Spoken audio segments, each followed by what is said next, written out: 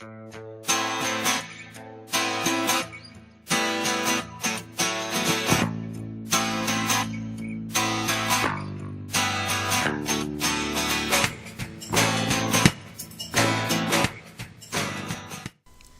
advanced placement exams come to an end, it's becoming more obvious that Mexico students are following a national trend, taking AP courses but opting out of the respective exams.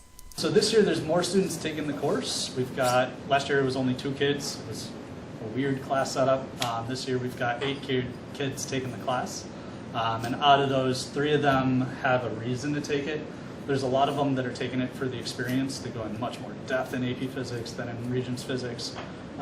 But most of them are going to colleges that don't necessarily require or even allow transfer credit from an AP. So we've got only 3 kids this year sign up to take the AP Physics test, even though they'll all benefit.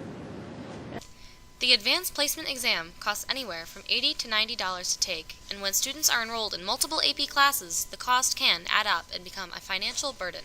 If the board paid for it, I think it would take off a lot of the weight of just the exam season and like this is so important and all that sort of thing. I think it would alleviate some of the stress, and if the board paid for it, then it would be just the standard of you take the course, you take the test.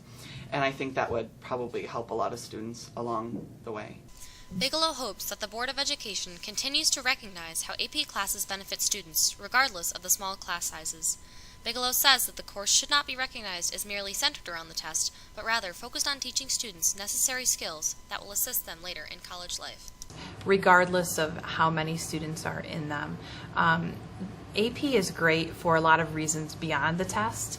The test is kind of like a qualifying factor, but AP does a lot more than just give you college credit based upon a score you earned on a test. AP is great for preparing you for the workload and the rigor that you'll face in other aspects of your life beyond high school.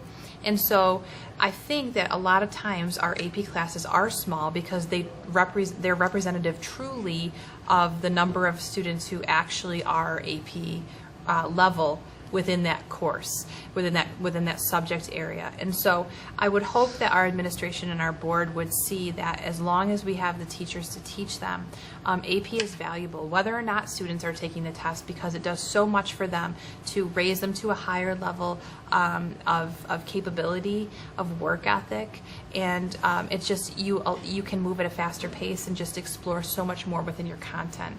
So in my opinion, AP is really valuable. Several teachers, including AP Calculus teacher Mr. Ben McCausland, acknowledge that low testing numbers are the result of colleges not accepting the credit that comes with taking the exam, as well as some students' feeling of lack of preparedness. As a math teacher, I know I'm supposed to say yes, but I think it really heavily depends on what your plans are.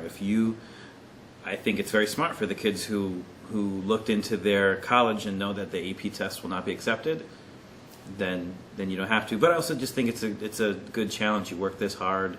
Senior Kim Haggerty agrees with McCausland, having taken multiple AP courses, but not all of the exams. The coursework and the challenges that came with them helped Haggerty not only to become her class's valedictorian, but also helped her gain admissions to the University of Rochester. I think it's worth taking if it will benefit you. If the credits would transfer and if you feel confident in the material, it's definitely worth it. But if you're going to have to retake that class in the future, or if it's not going to help you or help you learn something you want to learn, I don't think it's worth it. For Eye on the Tigers, I'm Shannon Michaelis.